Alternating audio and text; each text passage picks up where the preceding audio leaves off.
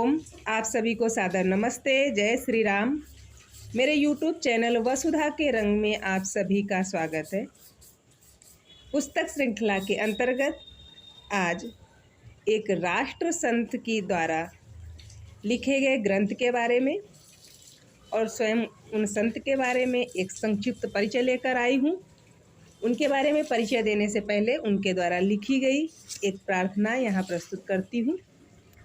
है प्रार्थना गुरुदेव से ये स्वर्ग सम संसार हो, अति उच्चतम जीवन बने परमार्थ में व्यवहार हो। ना हम रहें अपने लिए, हमको सभी से गर्ज है। गुरुदेव ये आशीष दे जो सोचने का फर्ज है।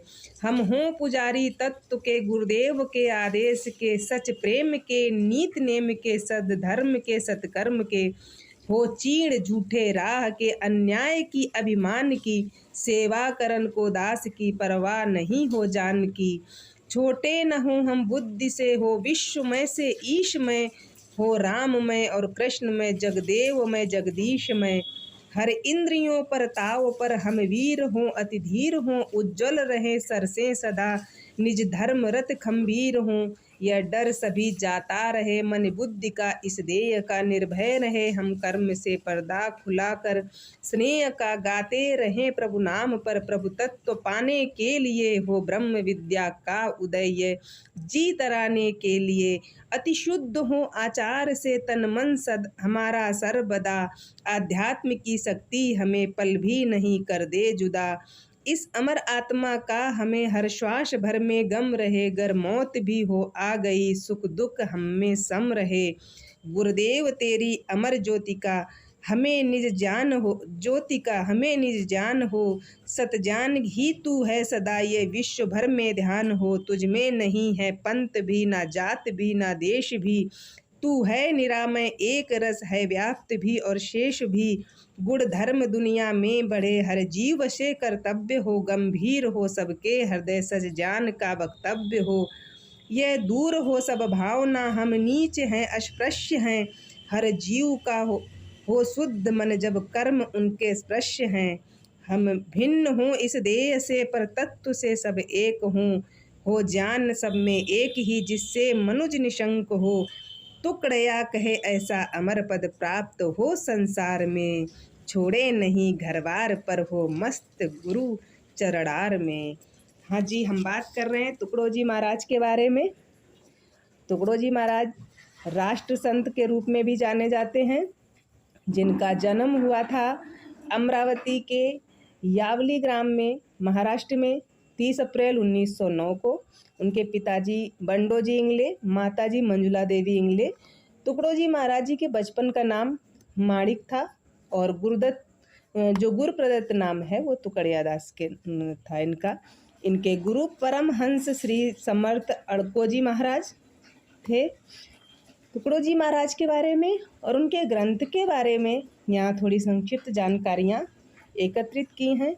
टुकड़ो जी महाराज का एक ग्रंथ है ग्राम गीता।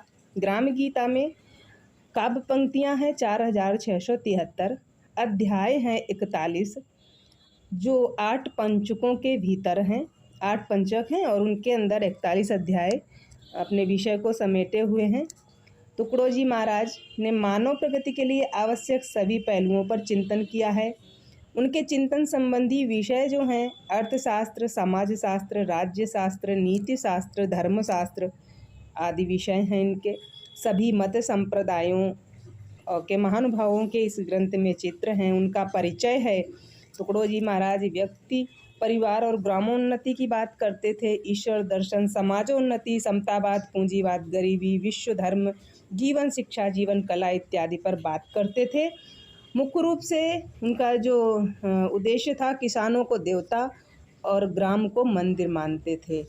ऐसे थे संत टुकड़ो जी महाराज। इनके प्रभाव से प्रभावित होकर एक बार महात्मा गांधी ने इनको 1 महीने के लिए अपने आश्रम पर भी आमंत्रित किया था।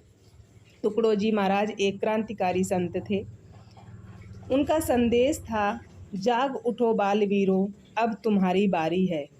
टुकड़ो जी महाराज खंजड़ी बजाकर, क्रांतिकारी भजन गाकर लोगों के अंदर नई चेतना भरने का प्रयास करते थे और उनके इसी व्यवहार के कारण, उनके क्रांतिकारी भजनों के कारण, लोगों में नई चेतना भरने के कारण ब्रिटिश सरकार ने उन्हें कैद भी किया था और नागपुर तथा रायपुर की जेल में 4 मास तक रखा था।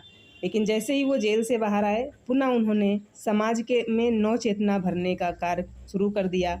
नव चेतना भरने के लिए उन्होंने अनेकों कार्य किए। तुकडोजी महाराज जाति पात का खुलकर विरोध करते थे।